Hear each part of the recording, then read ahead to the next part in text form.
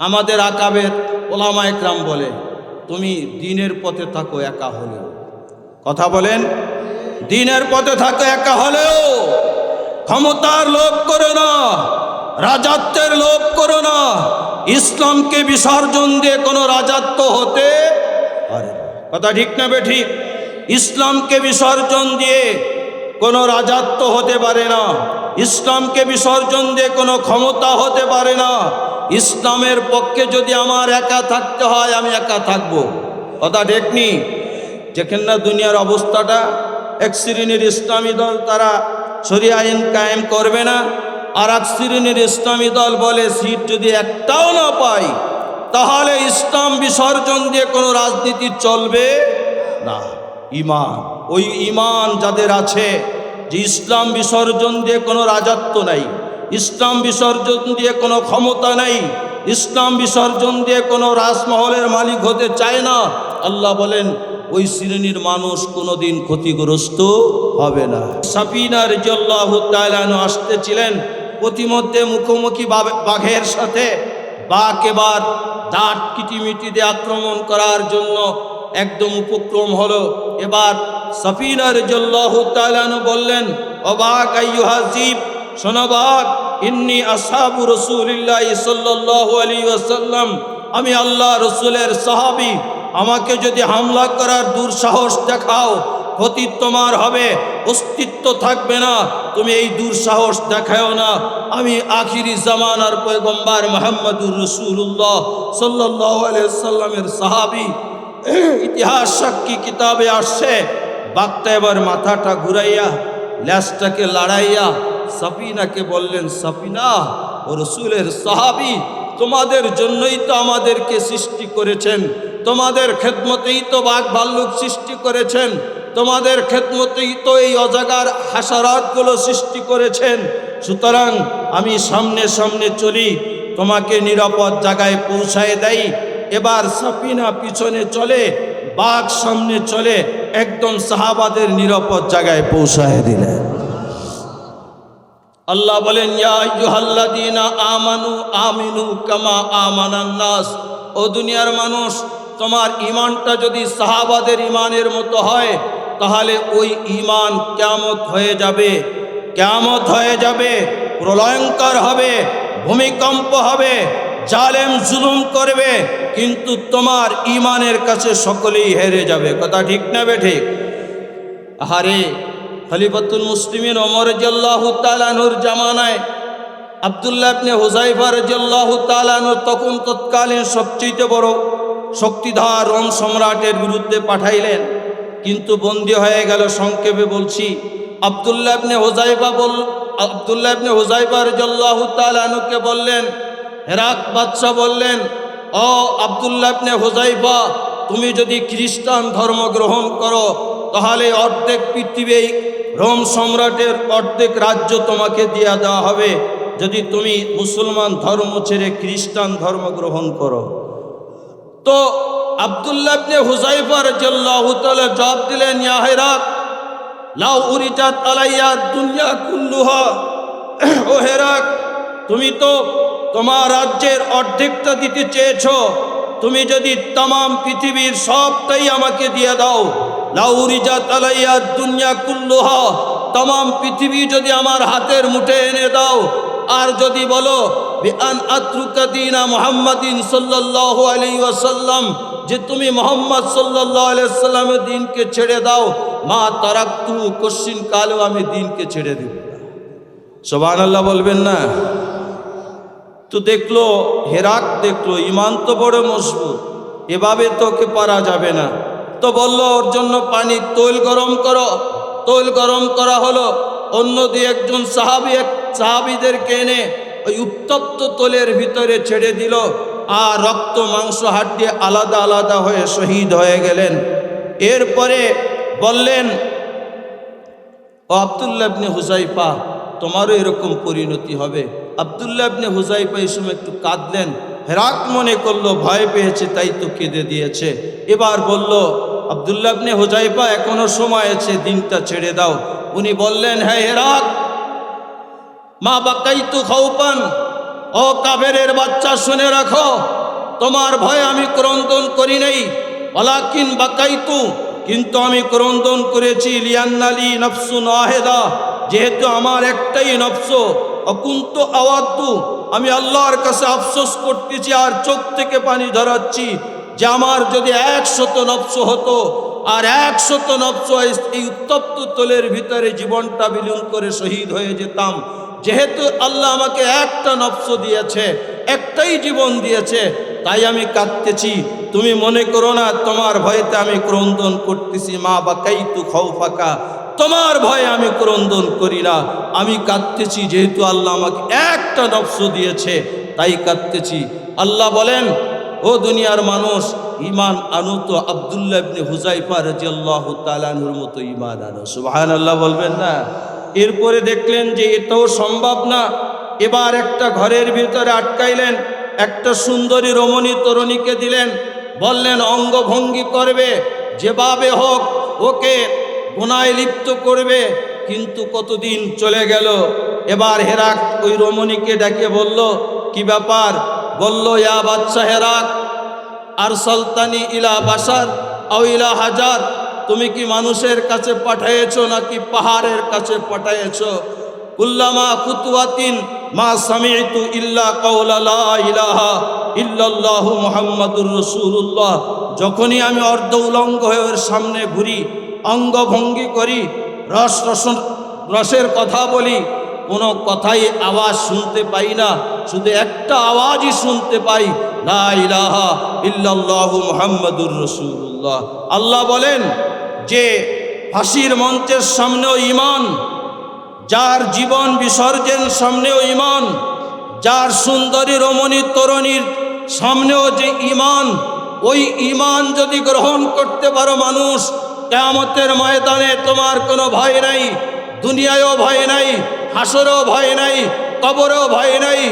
ইনতালিকু ইলাল জান্নাহ, আল্লাহ বলবেন জান্নাতে চলে যাও, লা হিসাবা ওয়ালা কিতাবা, কোনো হিসাব কিতাব নাই, জান্নাতে চলে যাও বিগৈরে হিসাব। সুবহানাল্লাহ বলবেন না? তাই তো যে আল্লাহ রাসূল সাল্লাল্লাহু আলাইহি ওয়াসাল্লামের কাছে আসছেন, বয়ান শুনছেন, জান্নাতি হয়ে গেছে। সুবহানাল্লাহ বলবেন না? এক সাহাবী এক যুদ্ধে রাখাল রাসূল সাল্লাল্লাহু আলাইহি ওয়াসাল্লামের কাছে আসলেন, কালেমা পড়লেন, বললেন, ইয়া রাসূলুল্লাহ, আমার কি কাজ? বললে, এই মুহূর্তে নামাজে রক্ত হয় নাই, এখন আমরা যুদ্ধের ময়দানে আছি, তোমারও যুদ্ধের কাজ। সাহাবী যুদ্ধে লিপ্ত হয়ে গেলেন, কিছুক্ষণ পরই শাহাদাত বরণ করলেন।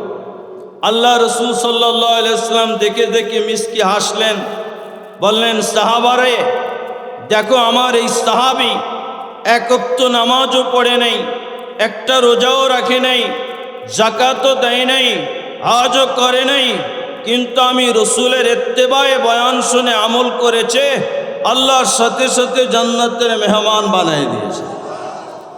কে করেছে বাসান? আল্লাহ রসুলের দরবারে আরেক সাহাবী আসছে, কয়েকটি প্রশ্ন করছে, জবাব দিয়েছেন রসুল সাল্লাল্লাহু আলাইহি ওয়াসাল্লাম। পিছনে চলা শুরু করছে। আল্লাহ রসুল বললেন, ও সাহাবী, চলতেছ, ব্যাপার কি? কোনো জবাব তো দিলে না। বললে, ইয়া রাসূলুল্লাহ, যা বলেছেন মানার সিদ্ধান্ত নিয়েছিল, আজিদু ওয়ালা আনকুস, বাড়াবো না কমাবো না। আল্লাহ রসুল বললেন, যাও, কামিয়াব হয়ে গেছে। আর এক হাদিসের ভিতরে আল্লাহ রসুল বলছেন, যাও, জান্নাতি হয়ে গেছে। সুতরাং বাছান, চার স্টলে বসে বয়ান শুনলে এই বয়ানে ফায়দা নেই।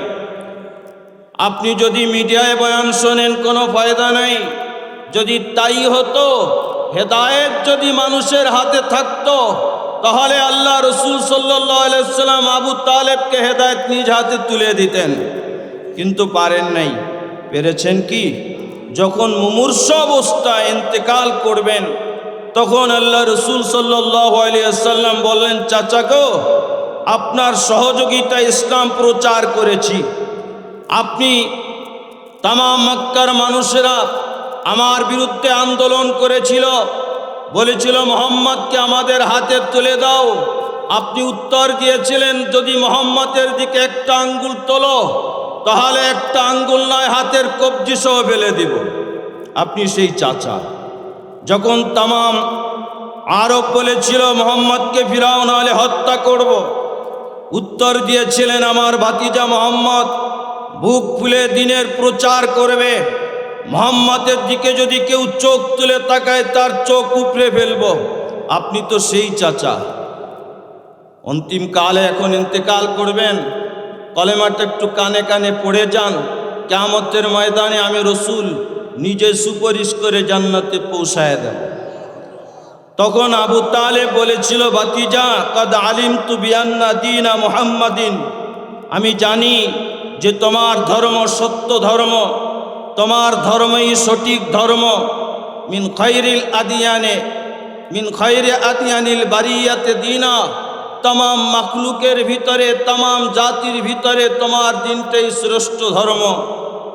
लाकिन किन्तु लाउलाल मालामत व हिजारु मसब्बतिन, यदि आज आरबेर मानुषेर तिरस्कारेर भय ना थाकतो, ठाट्टा विद्रूपेर भय ना थाकतो, लावाजात्तानी समाहान बिजाका मुबिना, ताहले एखोनी आमी तोमार सामने स्पष्ट भाषाय एकदम स्पष्ट भाषाय कलेमा पड़े मुसलमान होताम।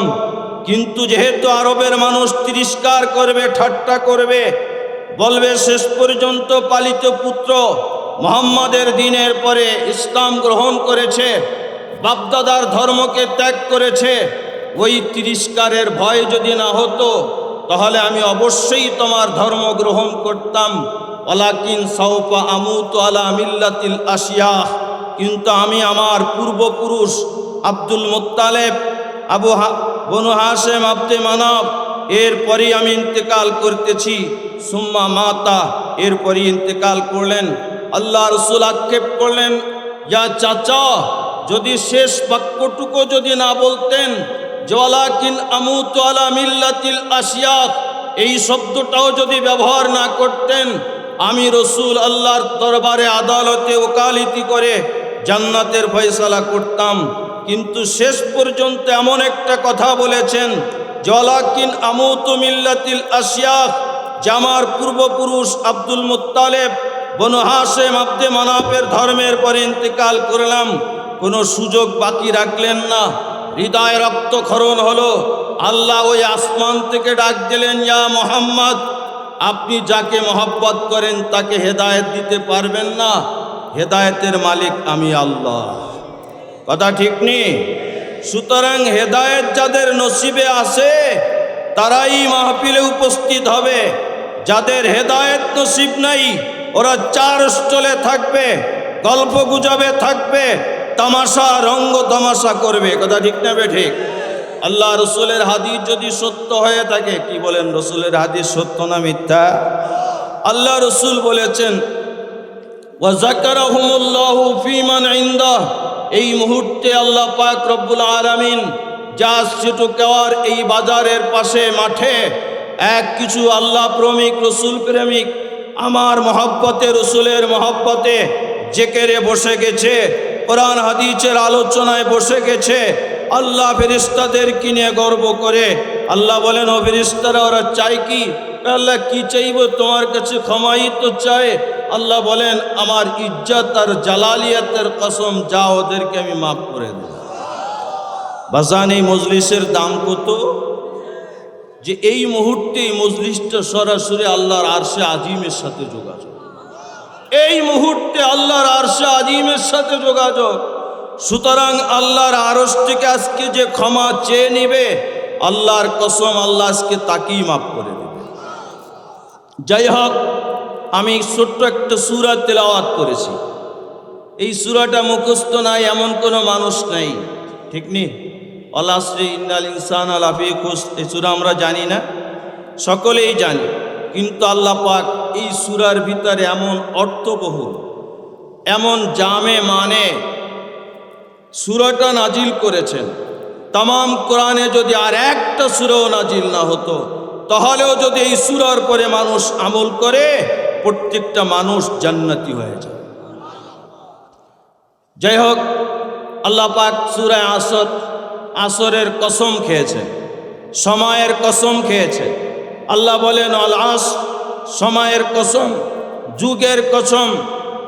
এক কথায় বলি, যুগ বলেন, সময় বলেন, কাল বলেন, সব সময় মিলেই বছর হয়, দিন হয়, কাল হয়, জামানা হয়। কথা ঠিক না বেঠিক? আল্লাহ বলেন সময়ের কসম, কসম করে বলেন ও দুনিয়ার মানুষ, ইন্নাল ইনসানা লাফি খুসরিন, তামাম মানুষ, তামাম জাতের মানুষ। বলেন মুসলমান কি একটা জাত? পৃথিবীতে প্রায় 200-র উপরই ধর্মই আছে, জাতের তো শেষ নাই। আল্লাহ বলেন ইন্নাল ইনসান, আল্লাহ বলেন না ইন্নাল্লাযীনা আমানু, এ কথা বলে নাই। আল্লাহ বলছেন ইন্নাল ইনসান, যত মানুষ আছে, তাই মুসলমান হোক, হিন্দু হোক, খ্রিস্টান হোক, বৌদ্ধ হোক, পৌত্তলিক হোক, গারো হোক, যা আছে, যত জাতি আছে, আল্লাহ বলেন সমস্ত মানুষ ক্ষতিগ্রস্তর ভিতরে, কিন্তু 4 শ্রেণীর মানুষ ক্ষতিগ্রস্তর ভিতরে না। 4 শ্রেণী কারা আপনাদের জানার প্রয়োজন আছে কি না ভাই?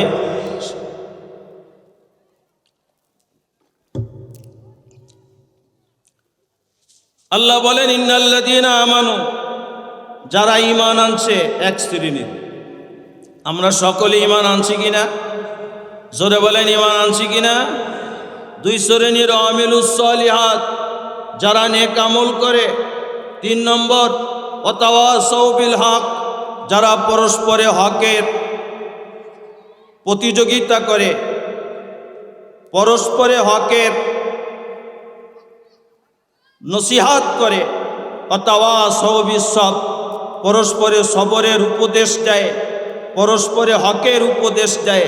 এই 4 শ্রেণীর মানুষ ছাড়া তামাম পৃথিবীর সমস্ত মানুষ ক্ষতিগ্রস্তর ভিতরে। কি বলেন, কথা ঠিক না বেঠিক? আপনারা জানেন যে যদি কোনো মানুষের কথাকে গুরুত্ব বুঝাতে হয়, তাহলে কসম করে বলে যে আল্লাহর কসম আমি এটা করিনি। দেখবেন তখন মানুষ মিথ্যা হলেও বিশ্বাস করে নেয়। কথা ঠিক না বেঠিক? কোনো মানুষ কোনো গুরুত্ব বুঝাইতে হলে, কথা বলতে হলে, কথার গুরুত্ব বুঝাইতে হলে কসম করে বলে। যেমন ব্যবসায়ী যদি ব্যবসা করে, দেখবেন এক ব্যবসায়ী আর এক ব্যবসায়ীর কাছে তার ব্যবসাটা অনেক গুরুত্ব। যদি ব্যবসায়ীর ভিতরে দ্বন্দ্ব হয়, তখন বলে দোস্ত আমি ব্যবসার ক্যাশ বাক্স টাচ করে বলতেছি, এ কথা আমি বলিনি। বলবে যে ঠিক আছে ব্যবসায়ী, তুমি যেহেতু ব্যবসায়ী, ক্যাশ বাক্স টাচ করে বলেছ, আমি সত্য বলে বিশ্বাস করলাম। আরও সহজভাবে বুঝবেন, কোনো মহিলা যদি কোনো মহিলার ঝগড়া হয়, তো এক মহিলা আর এক মহিলার কথা বিশ্বাস করতেছে না। এই সময় বলে তুমি যদি তোমার সন্তানের মাথার পরে হাত রেখে শপথ করে বলতে পারো যে আমার সন্তানের শপথ, তাহলে আমি বিশ্বাস করব। দেখবেন যখন সন্তানের মাথায় হাত রেখে বলে, তখন বিশ্বাস করে নেয়। ঠিক নেই? তো এরকম গুরুত্ব, কোনো কথার গুরুত্ব বুঝাইতে হলে কসম করে মানুষ কথা বলে। আল্লাহ এমন একটা জিনিস, এই 4টা বিষয়কে আল্লাহ গুরুত্ব বুঝাইতে গিয়ে কসম করেছেন। ও দুনিয়ার মানুষ, এখন প্রশ্ন হয় বাজান, যে আল্লাহর কথার গুরুত্ব বুঝাইতে কি কসম খাওয়ার প্রয়োজন হয়? আরে জবান খুলে বলেন, প্রয়োজন হয়? আল্লাহ যদি এমনিতেই কথা বলে, এ কথা তো তামাম পৃথিবীর কসমকৃত মানুষের, তামাম পৃথিবীর মানুষ যদি কসম করে কোনো কথা বলে, যত গুরুত্ব হবে আল্লাহর নরমাল কথাটাই তো এর চাইতে বেশি গুরুত্ব। কথা ঠিক না বেঠিক? তো আল্লাহ যেহেতু এর পরেও কসম করে বললেন, সময়ের কসম শুনে রাখো মানুষ, সমস্ত মানুষ ক্ষতিগ্রস্তর ভিতরে, তাহলে ওই 4 শ্রেণীর মানুষ আল্লাহ পাক কত গুরুত্ব দিয়েছেন যে সে নিজে কসম করে বলেছেন। কথা ঠিক না বেঠিক? এখন প্রশ্ন হলো যে এই কসম করে যদি বলে, তাহলে তো মানুষ মিথ্যাটাকেও সত্যি মনে করে। তো আল্লাহর তো কসম খাওয়ার প্রয়োজন ছিল না, আল্লাহ কসম খেয়ে কেন বললেন? কসম খাইলেন তো খাইলেন, আবার সবচেয়ে দামি জিনিসের কসম খাইলেন। কি বলেন, কথা ঠিক না বেঠিক? বলবেন হুজুর এত কি দামি? সময়ে যদি বুঝতাম বাইতুল্লাহর কসম খেয়েছে আল্লাহ, বুঝতাম দামি জিনিসের কসম খেয়েছেন, যদি আরাফার কসম খাইতেন বুঝতাম আরাফার কসম খেয়েছেন। যদি মিনা মুজদালিফার কসম খাইতেন বুঝতাম বড় দামি জিনিসের কসম খেয়েছেন। আল্লাহ তো সময়ের কসম খেয়েছেন। সময় এমন কি দামি জিনিস যে আল্লাহ এত গুরুত্ব দিয়ে কসম খাইলেন। এর দুই জব। কয় জব? এক নম্বর জব হলো আল্লাহ যেহেতু কসম করে বলেছেন, সুতরাং যেই জিনিসটার কসম করেছেন ওই জিনিসটা আল্লাহর কাছে অনেক দাম, আর আল্লাহর কাছে যেটা অনেক দামি তাম পৃথিবীর মানুষের কাছেও বেশি দামি। কথা ঠিক না বেঠিক? দ্বিতীয় নম্বর জব হলো যে সময় এমন একটা জিনিস, আপনারা বলবেন যে বলেন তো যে আল্লাহর যত নিয়ামত দান করেছেন, আল্লাহ বলেন ওয়াইন তাউদ্দু নিয়ামাতাল্লাহি লা তুহসুহা, ও দুনিয়ার মানুষ আমার নিয়ামত যদি তোমরা গণনা শুরু করো, আজ থেকে গণনা শুরু করবে, হাজার হাজার বছর দুনিয়া চলবে, কিয়ামত সংগঠিত হবে, লা তুহসুহা, আল্লাহর ঘোষণা হলো যে আমার নিয়ামত গুণে শেষ করতে পারবা না। এর ভিতরে সবচেয়ে বড় নিয়ামত কোনটা? যেটা অ্যাট ফার্স্ট এবং সবার কাছে দামি। তো বলবেন, কেউ তো বলবেন কোরআন, কেউ বলবেন ঈমান, কেউ বলবেন ইসলাম। কিন্তু না, আপনার যদি হায়াতই না থাকতো ঈমান কোথায় পাইতেন? আপনার যদি হায়াতই না থাকতো কোরআন কোথায় পাইতেন? আপনার যদি হায়াতই না থাকতো ইসলাম কোথায় পাইতেন? সুতরাং সময়টাই সবচেয়ে দামি। আপনার সময় আছে বিদায়, হায়াত আছে বিদায় আপনি কোরআন ধারণ করেছেন, ইসলাম ধারণ করেছেন, ঈমান ধারণ করেছেন। হায়াত যদি না থাকতো তাহলে তো ঈমানও পাইতেন না, কোরআনও পাইতেন না, ইসলামও পাইতেন না। কথা ঠিক না বেঠিক? আর একটা উদাহরণ দিলে আলো ভালো বুঝবেন সময় কত দামি। সময়ের দাম যদি বুঝাইতে চাই, ফিকার একটি মাসালা আপনাদের বুঝতে হবে। ইমাম আবু হানিফা রাহমাতুল্লাহ আলাইহির মাযহাবের লোক আমরা, যে মাসলাক হলো একটা মায়ের দুটি সন্তান জন্মগ্রহণ করেছে। মাইকেলে সাউন্ড দাও।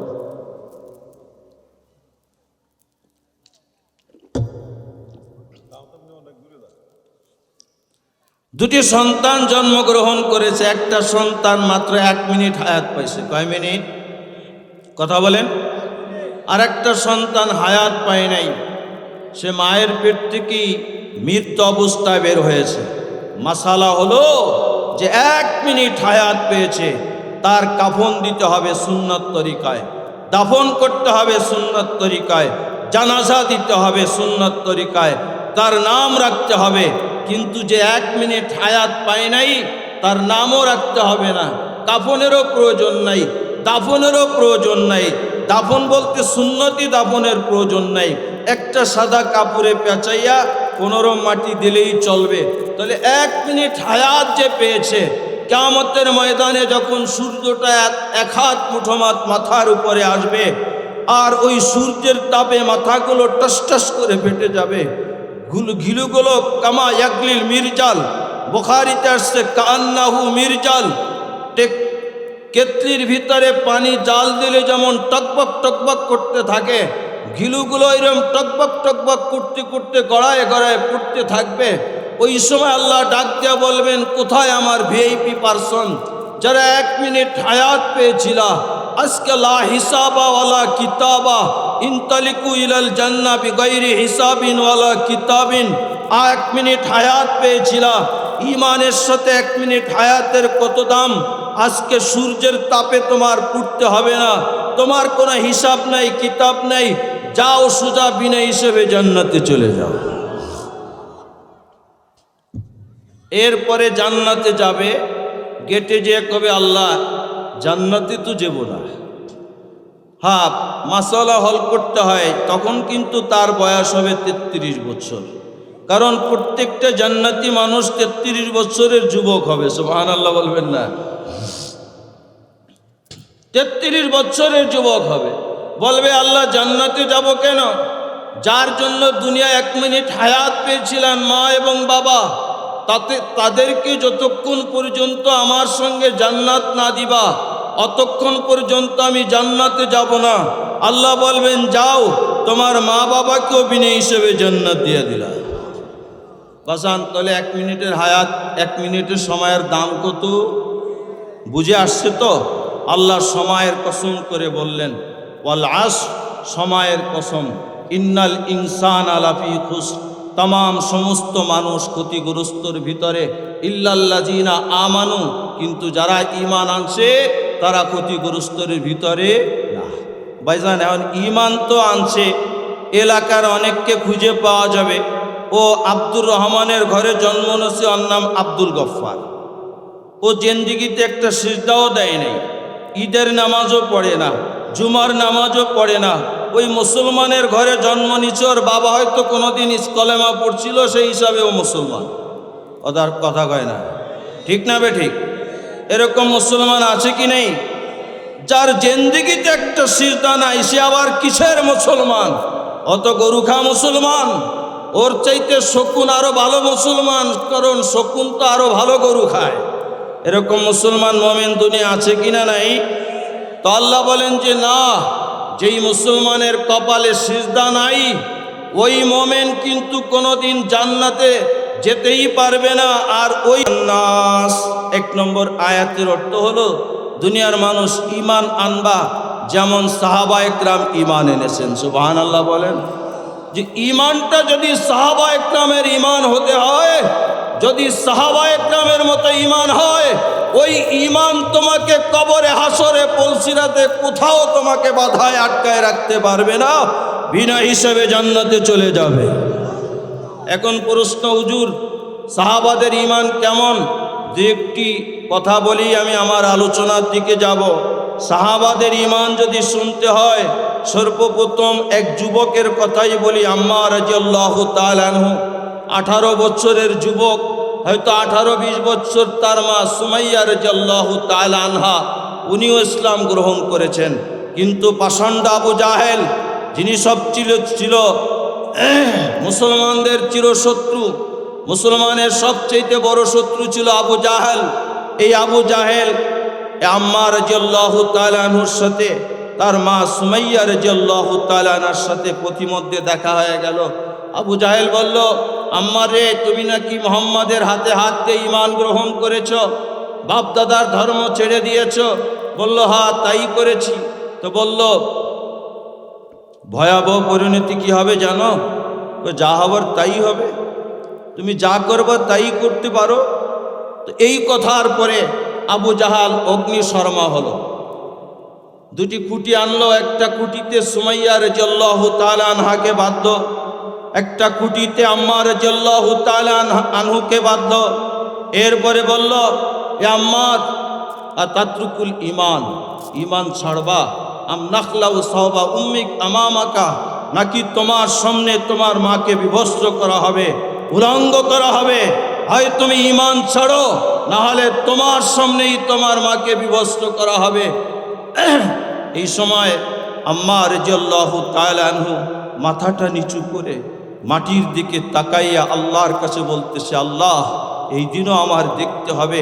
এই সময় সুমাইয়া রাদিয়াল্লাহু তাআলা আনহা বললেন, ও আমার সন্তান আম্মার, মা ওয়ালাদতু ওয়ালাদান তাতরুকুল ঈমান আমামাল কাফের, এমন সন্তান কিন্তু আমি জন্ম দেই নেই যে সন্তান কাফেরের সম্মুখে ঈমান ছেড়ে দিবে। আম্মার, হয়তো তোর শরীরটাকে টুকরো টুকরো করবে, হয়তো তোকে জ্বালায় দেবে, হয়তো তোকে দুনিয়ার থেকে নিষ্পেষিত করে দিবে, কিন্তু তোর যেই ঈমান নামক যেই রুহুটা ধারণ করেছে, যে ঈমান, সেটা তো আবু জাহেল কবজা করতে পারবে না। আম্মার রে, আমি তোর মা ওসিয়াত করতেছি, ঈমান তোর করে দিস না। এই কথা আর বলার পরে আবু জাহেল এক টান দিয়ে তার মায়ের পরনের কাপড়টা খুলে ফেলল। এবার উলঙ্গ বিবস্ত্র অবস্থায় মায়ের সামনে সন্তান দাঁড়ানো, মাথাটা নিচু করে বলতেছিল হয়তো মনে মনে, আল্লাহ মাটিটা ফাঁক করে দাও, মাটির ভিতরেই চলে যাই। এই দৃশ্য আজ সহ্য হয় না, হৃদয় রক্তকরণ হয়, আমাকে হয়তো দুনিয়ার থেকে তুমি নিয়ে যাও। এই সময় সুমাইয়া রাদিয়াল্লাহু তাআলা আনহা বললেন, আম্মার যা হবার তাই হবে, ঈমান কিন্তু ছেড়ে দিস না, ঈমান কিন্তু ছেড়ে দিস না। এরপরে পাষণ্ড আবু জাহেল একটা বর্ষা এনে সুমাইয়া রাদিয়াল্লাহু তাআলা আনহা লজ্জা স্থানে উপর্যু করে আঘাত করতে থাকে। আঘাতে আঘাতে তার লজ্জা স্থানতে রক্তে রক্তে রঞ্জিত হয়ে গেল। কিছু সময় পরে বলল, আম্মার জান্নাতের খুশবু পাইতেছি। আল্লাহ আমার সামনে জান্নাতটা ধরেছেন, কারণ প্রত্যেকটা মোমেন যদি জাহান্নাম তার ওয়াজিব হয়ে থাকে, আল্লাহ পাক তাকে জাহান্নামটাও দেখাই নেবে। একটু জিকির করি লা ইলাহা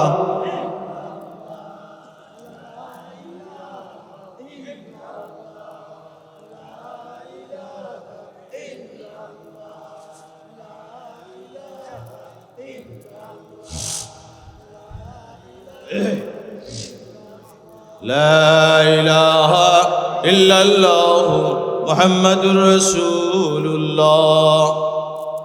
সুমাইয়া রাদিয়াল্লাহু তাআলা আনহা বলেন, আম্মার আল্লাহ পাক আমার সামনে জান্নাতটা ধরে আছে, আমি জান্নাতের খুশবু পাই, হয়তো শহীদ হয়ে যাব। মেসেজটা তাম পৃথিবীর মোমেন মুত্তাকিকে জানাই দিও যে আম্মার এবং তার মা ঈমানের জন্য নিজের শেষ জীবনটাকে বিসর্জন করেছে, সন্তানটাকেও কাফেরের হাতে তুলে দিয়েছে। এই মেসেজটা কিয়ামত পর্যন্ত মানুষের কাছে পৌঁছাই দিও।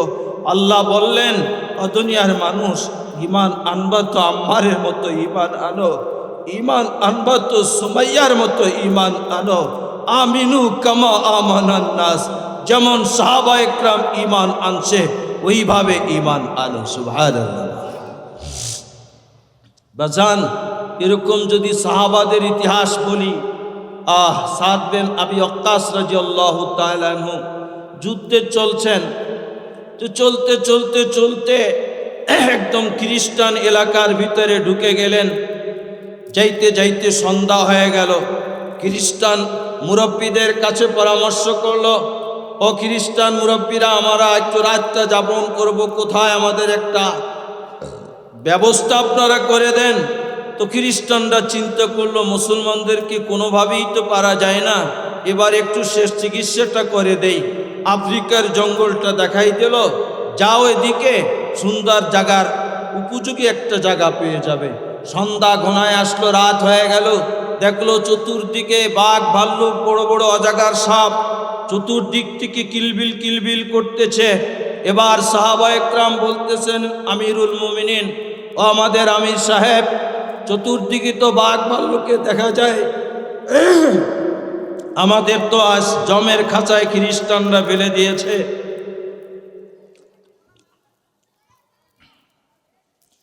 সাদ বিন আবি ওয়াক্কাস রাদিয়াল্লাহু তাআলা আনহু বললেন, আমার সাথী ভাইয়েরা, আমার জন্য একটা মঞ্চ তৈয়ার করো। মঞ্চ তৈয়ার করা হলো। উনি মনে করেছেন হয়তো সাহাবাদের উদ্দেশ্যে ভাষণ দিবেন, কিন্তু মঞ্চ তৈয়ার করার পরে বলল, ইয়া আইয়ুহাল হাসারাত, নাহনু আসহাবু রাসূলিল্লাহি সাল্লাল্লাহু আলাইহি ওয়াসাল্লাম, উখরুজু ফি হাযিল গাবা ফাইন ওয়াজাদনা বাদু কাতালনাহু। বললেন, হে জঙ্গলে যারা আছো, ভাগ ভাল্লুক অজাগার কীট পতঙ্গ যা আছো, ইসমাউ কালামি, আমার কথা লক্ষ্য করে শোনো। শোনো, নাহনু আসহাবু রাসূলিল্লাহি সাল্লাল্লাহু আলাইহি ওয়াসাল্লাম, আমরা আল্লাহ রসুলের সাহাবী, আমরা এখানেই অবতরণ করব। ফাইন ওয়াজাদনাহু বাদু, এরপরে 1 ঘন্টা সময় দিলাম, 1 ঘন্টা পরে যদি কাউকে পাওয়া যায়, কাতালনাহু, আমি কিন্তু কতল করে দিব। সুবহানাল্লাহ বলবেন না? সাহাবায়ে কেরাম বর্ণনা করেন যে 1 ঘন্টার ভিতরে বাঘ তার বাচ্চা নিয়ে 1 লাইন ধরে জঙ্গল থেকে বের হয়ে গেল। ভাল্লুকগুলো তার বাচ্চাগুলো নিয়ে 1 লাইন থেকে বের হয়ে গেল। অজাগার সাপগুলো 1 লাইন থেকে বের হয়ে গেল। এভাবে বের হতে হতে জঙ্গল ফাঁকা হয়ে গেল। কিন্তু যুদ্ধের একটা নিয়ম আছে, পিছনে 2-1 জন লোক থাকে যারা যদি কোনো সামান পড়ে যায় এগুলো টোকাই নিয়ে আসে। এরকম সাফিনা রাদিয়াল্লাহু তাআলা আনহু টোকাই নিয়ে আসতেছিলেন। নাম তার সাফিনা ছিল না, সাফিনা হলো পানির জাহাজ। যেহেতু সাহাবাদের কাপড় চুপুর সরঞ্জাম নিয়ে এক জাহাজের মতো বোঝা বহন করে আসতেছিলেন, তো আল্লাহ রসুল দেখে বললেন, এ তো আমার সাফিনা, সাফিনা তো পানির জাহাজ, পানিতে চলে, আমার সাফিনা দেখি জমিনে চলে। সাহাবী বললেন, ও আমার ভাইয়েরা, আল্লাহ রসুলের জবান থেকে সাফিনা বের হয়েছে, আজ থেকে আমার নামটা মুছে ফেল, আমার মউত পর্যন্ত আমার নামটা সাফিনাই থাকবে, কিয়ামত পর্যন্ত ইতিহাসে আমার নামটা সাফিনাই থাকবে। ওই সাফিনা রাদিয়াল্লাহু তাআলা আনহু আসতেছিলেন, প্রতিমধ্যে মুখোমুখি বাঘের সাথে। বাঘ এবার দাঁত কিটিমিটি দিয়ে আক্রমণ করার জন্য একদম উপক্রম হলো। এবার সাফিনা রাদিয়াল্লাহু তাআলা আনহু বললেন, ও বাঘ, আইয়ুহা জীব, শোনো বাঘ, ইন্নী আসহাবু রাসূলিল্লাহি সাল্লাল্লাহু আলাইহি ওয়াসাল্লাম, আমি আল্লাহ রসুলের সাহাবী, আমাকে যদি হামলা করার দুঃসাহস দেখাও, ক্ষতি তোমার হবে, অস্তিত্ব থাকবে না, তুমি এই দুঃসাহস দেখাও না। আমি আখিরি জামানার পয়গম্বর মুহাম্মদুর রাসূলুল্লাহ সাল্লাল্লাহু আলাইহি ওয়াসাল্লামের সাহাবী, ইতিহাস সাক্ষী কিতাবে আসছে। বাঘটা এবার মাথাটা ঘুরাইয়া ল্যাজটাকে লড়াইয়া সাফিনাকে বললেন, সাফিনা, ও রসুলের সাহাবী, তোমাদের জন্যই তো আমাদেরকে সৃষ্টি করেছেন, তোমাদের খেদমতেই তো বাঘ ভাল্লুক সৃষ্টি করেছেন, তোমাদের খেদমতেই তো এই অজাগার হাসারাতগুলো সৃষ্টি করেছেন। সুতরাং আমি সামনে সামনে চলি, তোমাকে নিরাপদ জায়গায় পৌঁছায় দেই। এবার সাফিনা পিছনে চলে, বাঘ সামনে চলে, একদম সাহাবাদের নিরাপদ জায়গায় পৌঁছায় দিলেন। আল্লাহ বলেন, ইয়া আইয়ুহাল্লাযীনা আমানু আমিনু কামা আমানান নাস, ও দুনিয়ার মানুষ, তোমার ঈমানটা যদি সাহাবাদের ঈমানের মতো হয়, তাহলে ওই ঈমান কিয়ামত হয়ে যাবে, কিয়ামত হয়ে যাবে, প্রলয়ঙ্কর হবে, ভূমিকম্প হবে, জালেম জুলুম করবে, কিন্তু তোমার ঈমানের কাছে সকলেই হেরে যাবে। কথা ঠিক না বেঠিক? আহারে, খলিফাতুল মুসলিমিন ওমর রাদিয়াল্লাহু তাআলা আনহুর জামানায় আব্দুল্লাহ ইবনে হুযায়ফা রাদিয়াল্লাহু তাআলা আনহু তখন তৎকালীন সবচেয়ে বড় শক্তিধর রোম সম্রাটের বিরুদ্ধে পাঠাইলেন, কিন্তু বন্দী হয়ে গেল। সংক্ষেপে বলছি, আব্দুল্লাহ ইবনে হুযায়ফা রাদিয়াল্লাহু তাআলা আনহুকে বললেন, হেরাক বাদশা বললেন, ও আব্দুল্লাহ ইবনে হুযায়ফা, তুমি যদি খ্রিস্টান ধর্ম গ্রহণ করো, তাহলে অর্ধেক পৃথিবী, রোম সম্রাটের অর্ধেক রাজ্য তোমাকে দিয়ে দেওয়া হবে, যদি তুমি মুসলমান ধর্ম ছেড়ে খ্রিস্টান ধর্ম গ্রহণ করো। তো আব্দুল্লাহ ইবনে হুযায়ফা রাদিয়াল্লাহু তাআলা জবাব দিলেন, ইয়া হেরাক, লাউ উরিজাত আলাইয়া দুনিয়া কুল্লুহা, ও হেরাক, তুমি তো তোমার রাজ্যের অর্ধেকটা দিতে চেয়েছো, তুমি যদি तमाम পৃথিবীর সবটাই আমাকে দিয়ে দাও, লাউ উরিজাত আলাইয়া দুনিয়া কুল্লুহা, तमाम পৃথিবী যদি আমার হাতের মুঠে এনে দাও, আর যদি বলো বিআন আতরুকা দীনা মুহাম্মাদিন সাল্লাল্লাহু আলাইহি ওয়াসাল্লাম, যে তুমি মুহাম্মদ সাল্লাল্লাহু আলাইহি ওয়াসাল্লামের দ্বীনকে ছেড়ে দাও, মা তারাকতু, কোশ্চিন কালেও আমি দ্বীনকে ছেড়ে দেব না। সুবহানাল্লাহ বলবেন না? তো দেখলো, হেরাক দেখলো ঈমান তো বড় মজবুত, এভাবে তোকে পারা যাবে না। তো বলল, ওর জন্য পানি তৈল গরম করো। তৈল গরম করা হলো। অন্য দিয়ে একজন সাহাবীদেরকে এনে ওই উত্তপ্ত তৈলের ভিতরে ছেড়ে দিল, আর রক্ত মাংস হাড্ডি আলাদা আলাদা হয়ে শহীদ হয়ে গেলেন। এরপরে বললেন, ও আব্দুল্লাহ ইবনে হুযায়ফা, তোমারও এরকম পরিণতি হবে। আব্দুল্লাহ ইবনে হুযায়ফা এই সময় একটু কাঁদলেন। হেরাক মনে করলো ভয় পেয়েছে, তাই তো কেঁদে দিয়েছে। এবার বলল, আব্দুল্লাহ ইবনে হুযায়ফা, এখনো সময় আছে, দিনটা ছেড়ে দাও।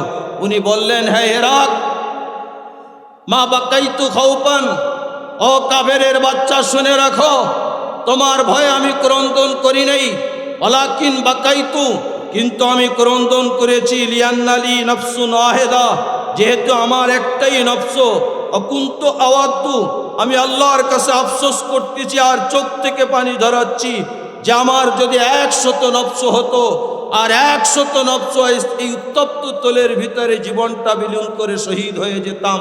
যেহেতু আল্লাহ আমাকে একটা নফস দিয়েছে, একটাই জীবন দিয়েছে, তাই আমি কাঁদতেছি।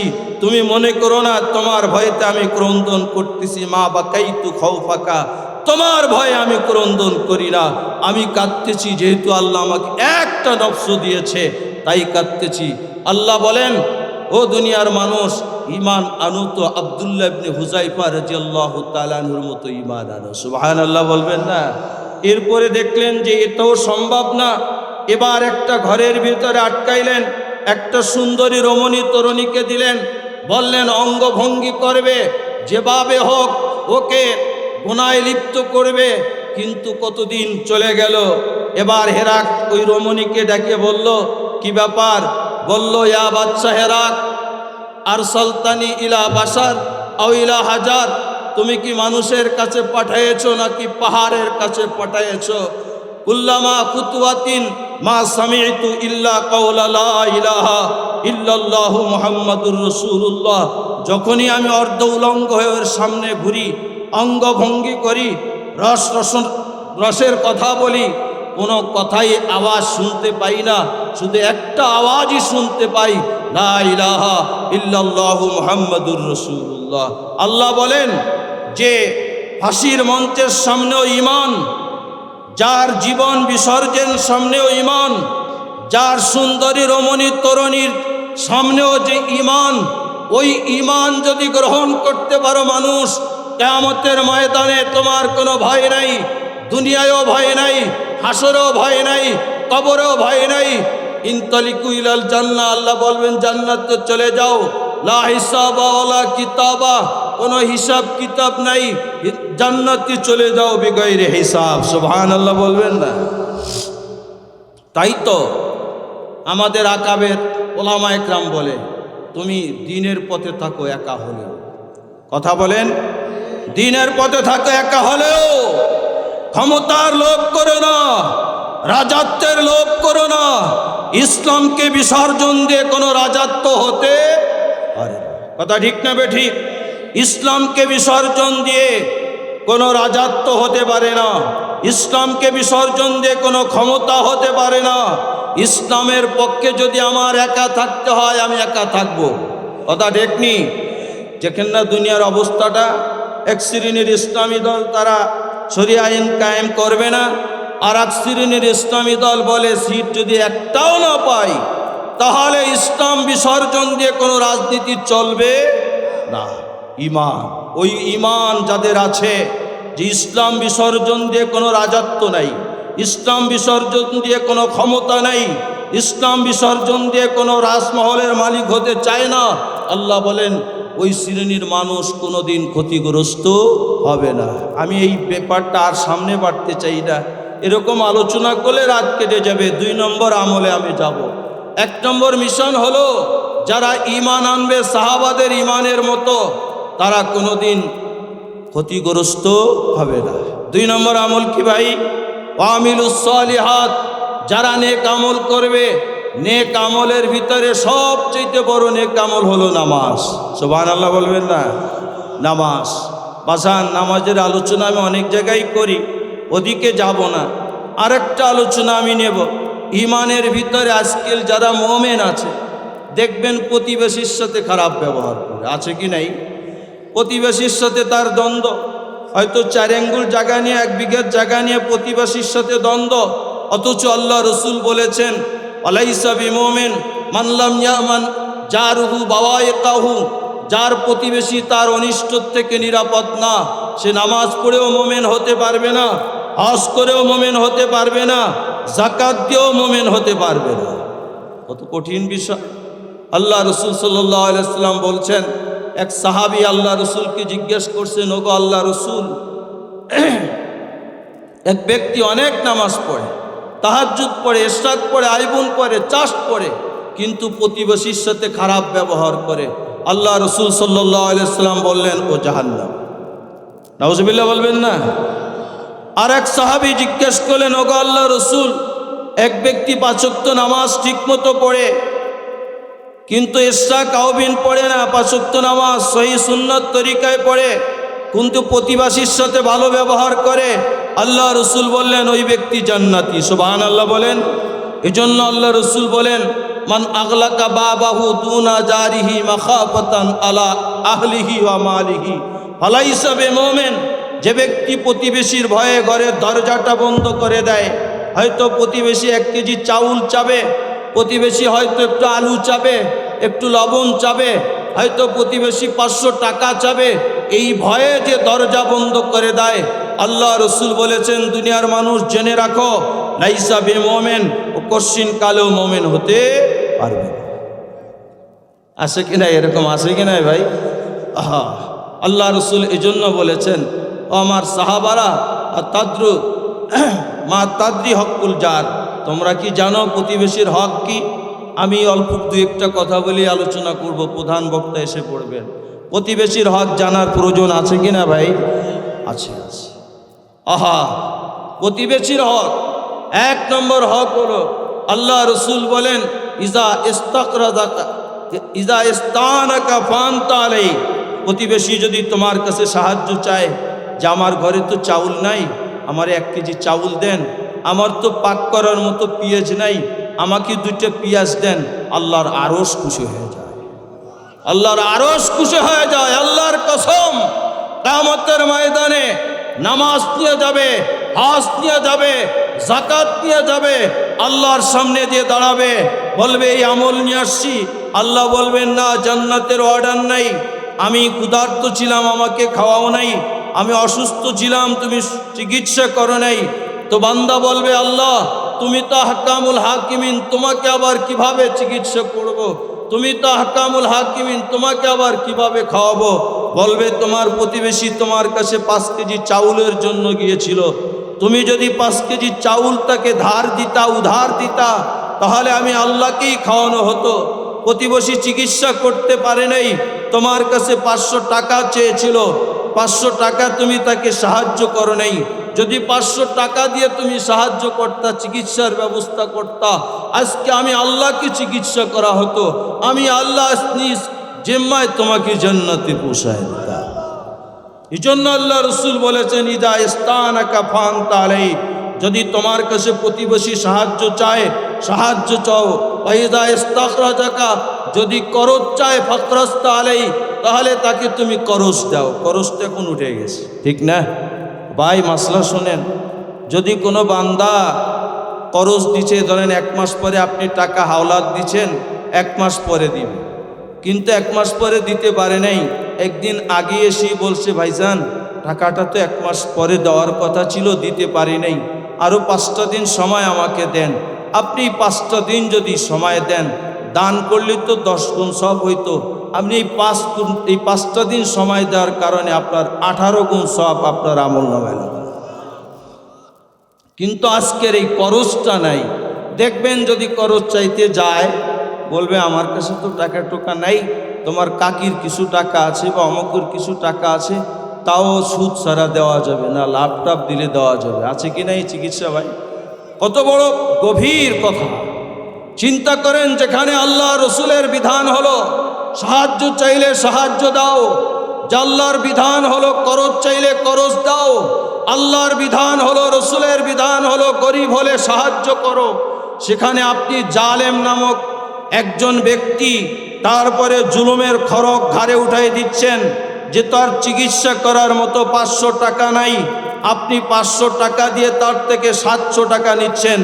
আপনার কাছে একটু বিচারটা দেন যে আপনার মতো জালেম আল্লাহর জমিনে আর একজন আছে কি?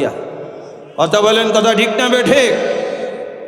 অহরহ ঘটতেছে এরকম যে 1 লক্ষ টাকা সুদে নিচে 30,000 টাকা লাভ, 1 বছর পরে দিতে পারে না, এবার মূলধন হলো 1,30,000। কথা ঠিক না বেঠিক? আবার 1 বছর পরে 1,60,000 মূলধন। আল্লাহ বলেন যে কিয়ামতের ময়দানে তোর আমল তো কবুল করবই না। আল্লাহ বলবেন, ফাজানু বিহারবি মিনাল্লাহি ওয়া রাসূলি, আল্লাহ বলবেন ঢাল্লা তরোয়াল্লাহ বন্দুকলা, আয়না আমার সামনে যুদ্ধ কর। আমি তো যুদ্ধ ঘোষণা করেছিলাম, ওয়াজারুমা বাকিয়া মিনার রিবা, যে সুদ ছেড়ে দে, ফাইল্লাম তাজান, যদি সুদ না ছাড়িস, ফাজানু বিহারবি মিনাল্লাহি ওয়া রাসূলি, আল্লাহ রসুলের সাথে যুদ্ধ করার জন্য তৈয়ার হয়ে যাও। আমি তো ঘোষণা করেছিলাম যে যুদ্ধ হবে আল্লাহর সাথে কিয়ামতের ময়দানে, আয় আজকে আমার সাথে যুদ্ধ হবে।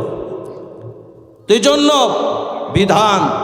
বিধান হলো যে প্রতিবেশী যদি গরিব হয়, ওয়াইজা ইফতাকারা, যদি গরিব হয়, বা উদ্দা আলাই, তাকে সাহায্য করো, তাকে সাহায্য করো। ওয়াইজা মারিজা, যদি অসুস্থ হয়, বা উদ্দা আলাইহি, তাহাকে তুমি সেবা করো। সুবহানাল্লাহ বলে।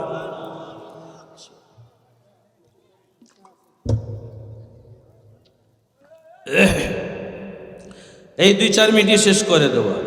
আল্লাহ রাসূল সাল্লাল্লাহু আলাইহি ওয়াসাল্লাম বলেছেন আরো, দেখেন শরীয়ত আপনাকে কত অধিকার দিয়েছে।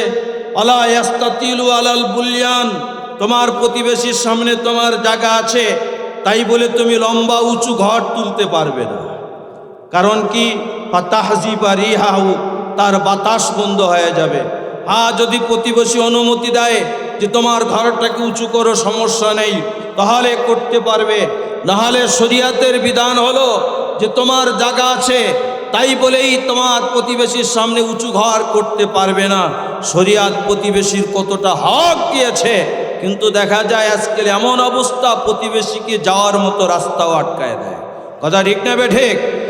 এরপরে আল্লাহ রাসূল সাল্লাল্লাহু আলাইহি ওয়াসাল্লাম বলেছেন, ও দুনিয়ার মানুষ, শুধু তাই না, আলা তুজিহি বিকাত্রি রিহি কাত্রিক এদ্রিক, যে তুমি গোশত পাকাইছো ডেকচির ভিতরে, ওই ডেকচির ঘেরান দিয়ে তোমার প্রতিবেশীকে কষ্ট দিও না।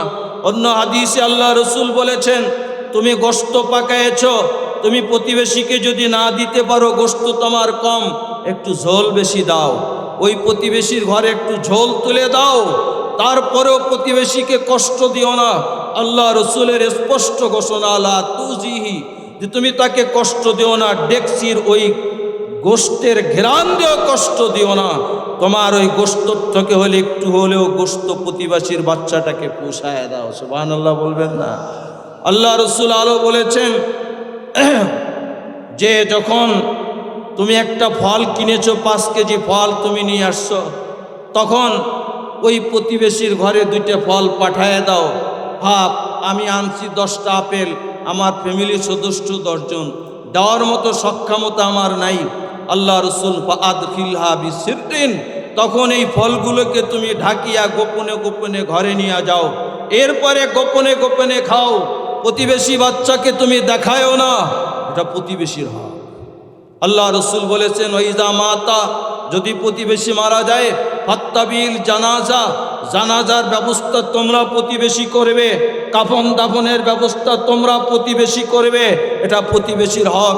যতক্ষণ পর্যন্ত প্রতিবেশীর হক আদায় না করবা, অতক্ষণ পর্যন্ত আমলে সালেহ হবে না। এই জন্য আল্লাহ বলেছেন, ওয়ামিলুস সালিহাত, যে 2 নম্বর মিশন হলো নেক আমল করতে হবে। 4 নম্বরের 2 নম্বর মিশন কি ভাই?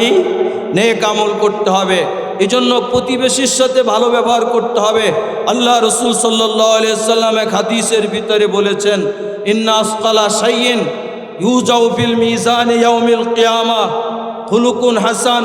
আল্লাহ রাসূল বলেছেন, কিয়ামতের ময়দানে নেক ওজন করা হবে, নেক গণনা করা হবে না। কিয়ামতের ময়দানে সবচাইতে নেকের পাল্লা যেই নেকটা ভারী করে দেবে, সেটা হলো মানুষের সাথে সুন্দর ব্যবহার, সেটা হলো প্রতিবেশীর সাথে সুন্দর ব্যবহার। সুবহানাল্লাহ বলবেন না? আর এক হাদিসের ভিতরে আল্লাহ রাসূল সাল্লাল্লাহু আলাইহি ওয়াসাল্লাম বলেছেন যে প্রতিবেশীর সাথে যদি ভালো ব্যবহার করো, মানুষের সাথে যদি ভালো ব্যবহার করো, তাহলে আল্লাহ পাক রব্বুল আলামিন দারাজাতা কায়েমিল লাইল, যে রাত দাঁড়ায় দাঁড়ায় যদি তাহাজ্জুদ নামাজ পড়লে যেই সব হয়, ওই সব তোমার আমলনামায় লিখে দেওয়া হবে। যদি তুমি সারাদিন রোজা রাখলে যেই সব হয়, ওই সব তোমার আমলনামায় লিখে দেওয়া হবে। যদি মানুষের সাথে সুন্দর ব্যবহার করো, প্রতিবেশীর সাথে যদি সুন্দর ব্যবহার করো, তাহলে আল্লাহ পাক রব্বুল আলামিন তোমাকে দাঁড়ায় দাঁড়ায় তাহাজ্জুদ পড়লে যেই সব হয়, সেই সব আমলনামায় লিখে দিবেন। দাঁড়ায় দাঁড়ায় তাহাজ্জুদ পড়লে, সারাদিন রোজা রাখলে যেই সব হয়, ওই সব তোমার আমলনামায় লিখে দিবেন।